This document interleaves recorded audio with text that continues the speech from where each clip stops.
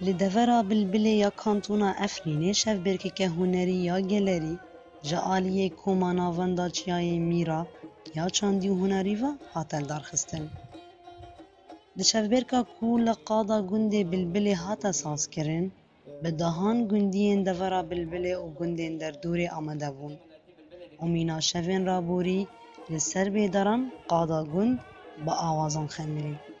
تشتكي چاندیه و چاندا ثقافتی می کردی جنوبا جندکی مخواست ام حواله ما و ام لحمی نافچایا آنا ام نافچای بلبلینه پیرا نافچای موبتای جندرسی شیعه یعنی ام حواله ما اندام چای میرا ام هر و هر حاضرن جبو چاندا می کردی فلکلوری می کردی و اندانه به زاروکین ما به چاندا خواب فلکلوری خواه مزن ببن.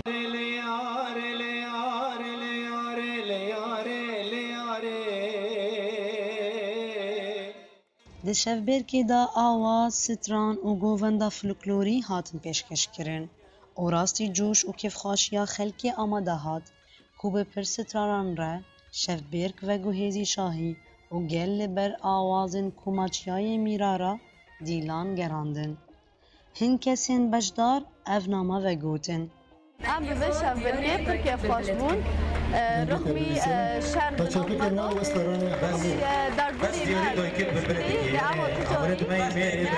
وكا قالك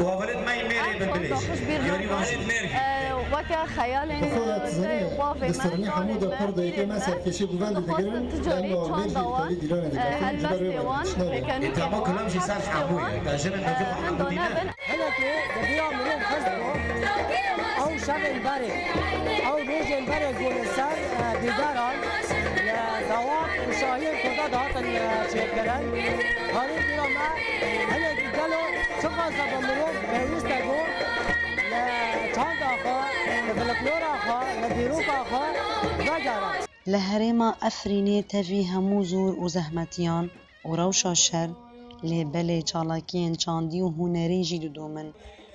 کما ناوندا چیای میرا یا چاندی و هنری شف برکه که هنری جبو گندین دورا بلبلین دارخست. اونمایا وانا اوه کو لأفرینه وینا جیانه لکیلکا دنگ توپ و تفنگان دومه.